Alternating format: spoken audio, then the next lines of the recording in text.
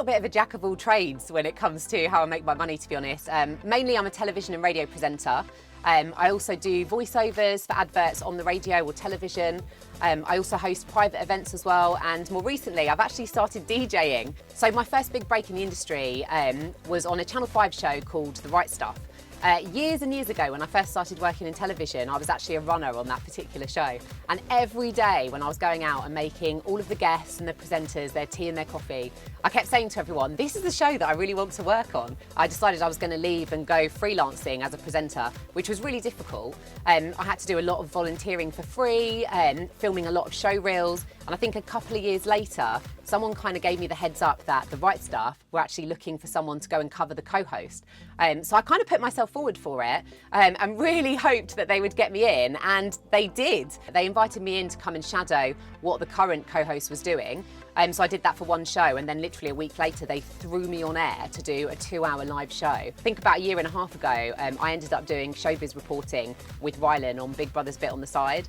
And I just remember sitting in the studio with Rylan in front of a live audience, and they were about to throw to me to go through all this showbiz. And I suddenly thought, I can't believe I'm actually sat here with Rylan about to do 10 minutes worth of showbiz.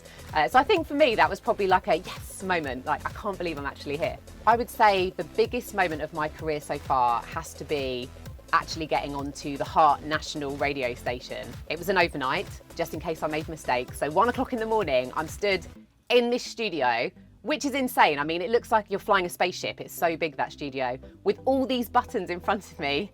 10 million people are listening. I suddenly thought, I can't believe I'm actually here. I'm going to put a microphone up now and talk to all these people that are listening to me. Whenever I go into the Heart Studios, I really do consider myself so lucky. I really enjoyed my course at Solent, and I feel like it was really good to kind of prepare me for going into the world of media and television. When you first start working in television, it's so nice to have a background knowledge. I didn't go in blind. I wouldn't have had that knowledge if I hadn't have done my course at Solent, which was great because it was so kind of hands-on. You were in the studio the whole time. So I think that was really valuable knowledge. Media can sometimes be a really challenging industry. I think to break into the industry in the first place is always really difficult. You send out a lot of emails. You spend loads of time making these show reels and demos to have no one reply back to you. I think that can be really, really frustrating. At first, definitely be willing to work for free and work all hours. I think some days I've done 3 different jobs a day, probably for not a lot of money, just so I can get that experience to put on my CV. You definitely need to be persistent, but the right type of persistent. So obviously send out emails, you know, be really proactive, but you want to make sure that you're not emailing the same person 3 times a day. I also think that, you know, hard work does really pay off, and as long as you're really pushing yourself and you're learning from your experiences and you're getting feedback from all the different jobs that you're doing, it can really help you to grow, to be the best that you can be. And you will get somewhere, you've just got to work hard for it.